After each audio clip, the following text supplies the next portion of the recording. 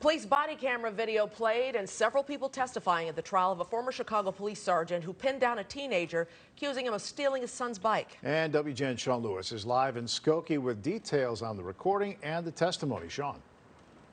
Yeah, Ray and Micah, we saw that body-worn camera video from Park Ridge police officers of what Sergeant Michael Vitillaros told the Park Ridge officers the night of this incident, saying that his son's bike had been stolen earlier in the day from outside of the Park Ridge Library, and later he spotted his son's bike outside of the Starbucks that's nearby. He says he waited in his car to see who would get on that bike, and that is when this incident began.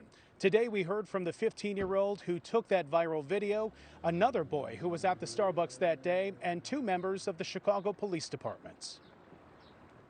First on the stand this morning, Lieutenant Tom Mason, the CPD lieutenant, telling the court that Sergeant Vitillaro called him the day of the incident at the Park Ridge Starbucks, concerned about the use of force he had just used on 14-year-old Josh Nieves.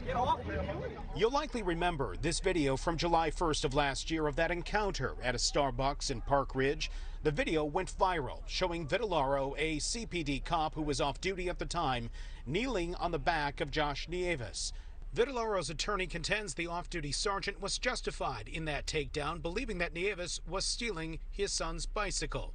Under oath yesterday, the 14-year-old testified he was trying to move the bike out of the way, not steal it.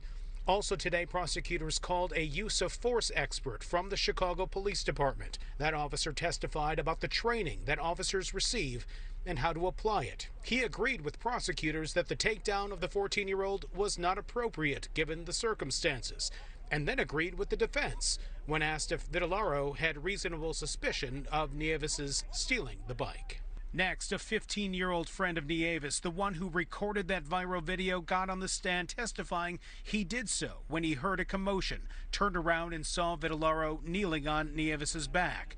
Why? Prosecutors asked. If something bad happened, I wanted there to be hard evidence, he said. Under oath, he said he never heard Vitillaro announce himself as a CPD officer before the takedown. Though the night of the incident, he told a Park Ridge police officer that he did hear Vitillaro say he was a Chicago cop at some point at the scene, though the timing of that is unclear. Vitillaro remains on a leave of absence from the Chicago Police Department. This trial resumes tomorrow morning here in Skokie at 9:30. That's the latest here live at the Skokie Courthouse tonight. Sean Lewis, WGN News.